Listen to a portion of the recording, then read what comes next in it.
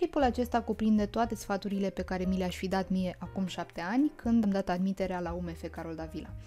Pentru cine este nou pe acest canal, eu sunt Mitocondria, sunt medic rezident și pe acest canal discutăm biologia din Corint, sfaturi pentru admitere și tot felul de informații despre facultatea de medicină. Am dat admiterea la UMF Carol Davila în 2014, acum 1000 de ani, și în prezent sunt medic rezident. Am dat foarte multe examene până în prezent, ultimul examen important pe care l-am dat a fost rezidențiatul și cu aceste ocazii am dezvoltat mai multe mecanisme de protecție care m-au ajutat să trec peste momentele grele. Ultima zi înainte de un examen important pentru care te-ai pregătit foarte mult timp este o perioadă fragilă la care probabil că te gândești cu teamă dacă ai ales să te uiți la acest videoclip. În 2014, când am dat eu admiterea la medicină generală UMF Carol Davila, după ce m-am pregătit timp de un an de zile, ultima zi înainte de acest examen a fost foarte stresantă și nu m-am așteptat să fiu lovită de un val atât de puternic de emoții. M-am simțit foarte rău, nu am dormit deloc și am plecat spre examen tremurând. În timpul în care am dat examenul, mama mă aștepta afară, în fața porții facultății, și asculta ce povesteau alți părinți și la fel și alți părinți povesteau despre toate emoțiile pe care le-au trăit împreună cu copiii lor cu o noapte înainte. Dacă maică-mea poate inițial s-a gândit că reacția mea a fost una foarte exagerată și neașteptată atunci cu o noapte înainte, după ce i-a auzit pe toți acești părinți povestind lucruri similare, și-a dat seama că ce trăiam eu nu era atât de special. De asta am și făcut acest clip, pentru că știu prin ce treceți și aș vrea să vă prezint câteva opțiuni ca să faceți față acestei zile dificile. Pentru început, ca să fii sigur pe tine, trebuie să fii pregătit. Probabil că nu mai poți să schimbi foarte multe lucruri în acest moment privind pregătirea propriu-zisă a materiei pentru examen, dar poți să pregătești ultimele detalii pentru ziua de mâine. Asta înseamnă să-ți pregătești ținuta pentru examen, să îți pregătești drumul până la examen, pentru că de multe ori nu locuim în același oraș în care dăm admiterea și atunci trebuie să știm foarte clar care este drumul până la sala de examen și cât mai exact durează. Alt lucru foarte important este să-ți pregătești geanta pentru a doua zi. Asigură-te că ai toate actele, poate anticipezi că vei avea nevoie de vreo pastiluță la tine. Foarte important, un hanorac sau un cardigan pentru situația în care va fi frig în sala de examen și ca o ancoră emoțională puteți să vă puneți o carte de pe care ați învățat la voi, chiar dacă bineînțeles n-aveți cum să o folosiți la examen, simpla idee că aveți cartea cu voi și că ea este acolo în sală cu voi, vă poate da un sentiment de confort care să facă diferența. Bineînțeles, o sticluță cu apă și poate și ceva de mâncare, însă am făcut un întreg document cu toate aceste detalii pe care îl găsiți în descriere, aveți un link acolo. Nu voi intra în detalii cu toate aceste lucruri mărunte care trebuie făcute, pentru că aș prefera ca în acest clip să discutăm de cum controlăm emoțiile de dinainte de examen. Încă ceva ce trebuie menționat înainte să ajungem la lucrurile mai serioase este să petreci ziua așa cum simți. Eu, de exemplu, înainte de admitere mi-am dorit să mai trec un pic prin cartea de biologie. Alți colegi de-ai mei au preferat să nu facă absolut nimic în această zi. Eu probabil că n-aș fi putut să fac asta. Dacă mi-aș fi lăsat mintea liberă, mintea mea ar fi luat-o pe căi greșite, așa că am preferat să o țin ocupată cu ceva. Și de fapt, cea mai importantă discuție pe care aș vrea să o am cu voi astăzi este ce facem cu anxietatea înainte de admitere. Primul și cel mai important lucru pe care trebuie să-l faci este să te aștepți să apară aceste emoții. S-ar putea să simți o anxietate mai mare decât ai simțit vreodată pentru oricare alt examen, cel puțin așa a fost în cazul meu. Simplu fapt că te aștepți ca aceste emoții să apară te va face mai puțin vulnerabil la ele și te va face să cauți în tine acel protector despre care o să discutăm un pic mai târziu. Altă strategie foarte importantă este să cauți să-ți cucerești frica. Cum ar fi ca în loc să fii tu mic și invadat de un val imens, invizibil de frică, să pui frica asta într-o cutie pe care să o poți manevra cum dorești tu. Ca să poți pune frica într-o cutie, trebuie să-i cunoști bine marginile, ca să știi de unde începe și unde se termină. Poți face asta dacă vorbești. Dacă ai, de exemplu, lângă tine o persoană dragă, dispusă să te asculte și să-ți valideze emoțiile. Știi tu, genul de persoană care nu ți-ar spune alții au probleme mai mari, care pur și simplu te ascultă și te mângâie. Dacă nu ai lângă tine o astfel de persoană, poți pur și simplu să vorbești singur, cu tine. Îți poți explica chiar ție care este motivul pentru care ești atât de stresat. Îți este teamă de părerea ta despre tine dacă nu vei reuși să intri la facultate? Îți este oare teamă că nu vei putea suporta eșecul? Sau poate ți este teamă că vei fi judecat? Oferă-ți un răspuns pentru fiecare astfel de întrebare și apoi despică firul în patru la fiecare răspuns pe care îl dai. Oare are rost să ne temem că am putea pierde admirația unor oameni care ne iubesc doar la bine, nu și la greu? Oare cât va dura cu adevărat durerea acestui eșec? Învață să dezvelești fiecare gând ascuns care generează durere, apoi chestionează atent aceste gânduri. Cu fiecare întrebare pe care ți-o pui, reușești să-ți cunoști tot mai mult frica, iar asta te va ajuta să o cucerești. Știți că mai înainte v-am vorbit de a găsi protectorul din noi? Putem să facem asta dacă încetăm să ne mai vedem ca pe un singur om și începem să ne vedem ca pe o mamă cu un pui în brațe. Tu, cel speriat, ești puiul, dar mai există și partea ta de mamă care este acolo indiferent ce se va întâmpla și se va asigura că puiul ei este hrănit și protejat permanent.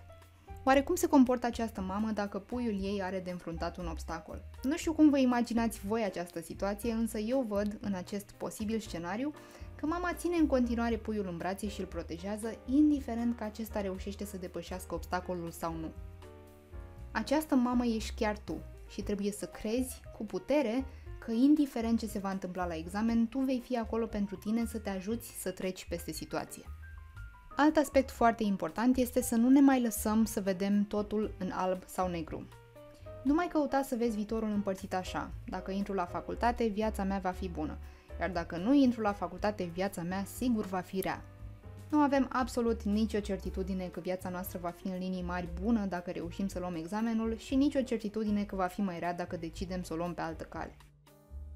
Există plusuri și minusuri pentru fiecare carieră și pentru fiecare drum în viață. Iar faptul că dai la facultate spune câteva lucruri foarte bune despre tine. Înseamnă că ai terminat un liceu? Înseamnă că ai trecut bacul? Gândește-te la asta și spune-ți mulțumesc. Gratitudinea este vindecătoare. Altă sugestie foarte importantă este să acordați atenție și altor emoții pe care le simțiți. Poate că frica poate să fie înlocuită cu altceva. În pragul admiterii există o varietate de sentimente pe lângă frică din care poți să alegi, unele dintre ele de o putere comparabilă cu cea a fricii. Deci le poți folosi ca să pui frica în umbră. De exemplu, te poți gândi la studentul care s-ar putea să devii. Sau te poți gândi la frumoasa facultate de medicină unde vei merge zilnic să înveți și vei afla tot felul de lucruri interesante despre corpul uman.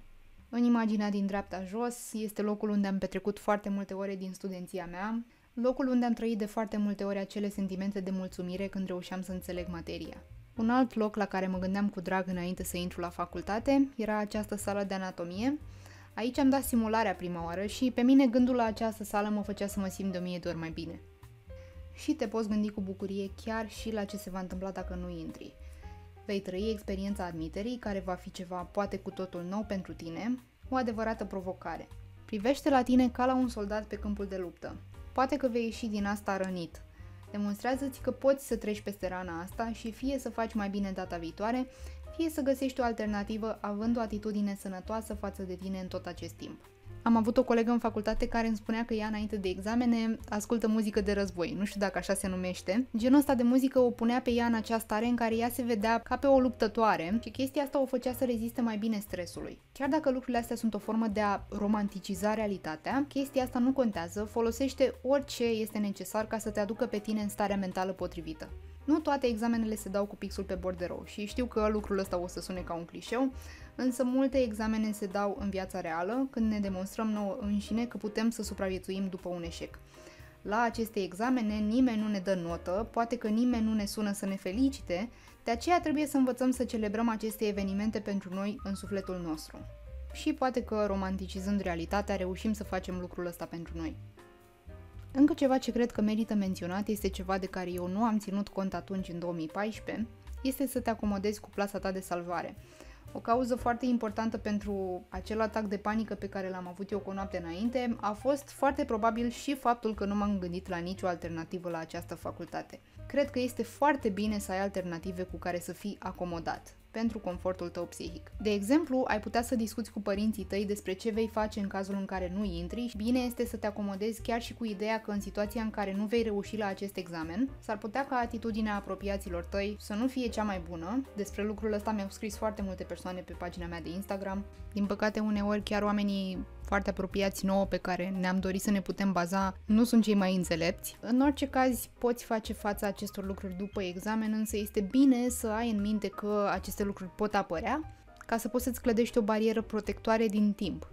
Eu personal m-am ferit foarte mult să mă gândesc la o alternativă la această facultate, pentru că mă gândeam așa în mintea mea că m-ar fi făcut să mă relaxez.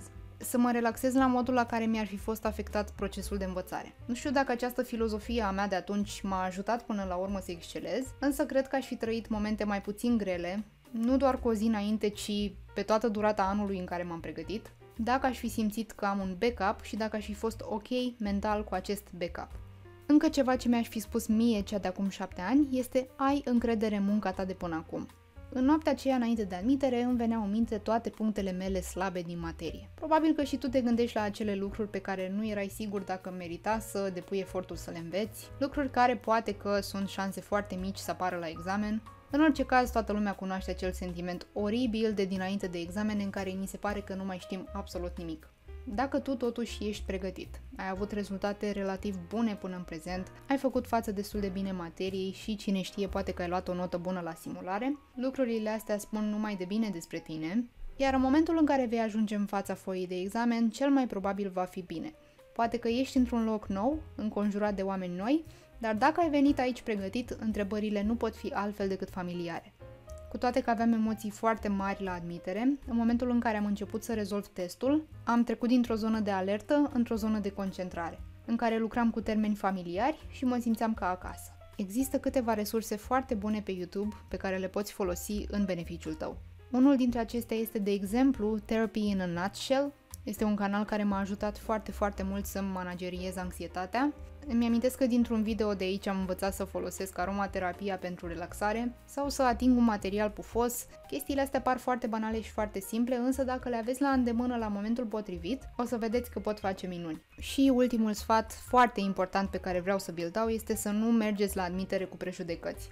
Îmi amintesc că atunci la început îmi era teamă că dacă voi intra la taxă sau voi intra din a doua încercare, cumva chestia asta ar fi fost o formă de a parveni sau de a intra la facultate pe căile incorrecte, că eu aș fi fost defectă și că nu meritam de fapt să intru la facultate.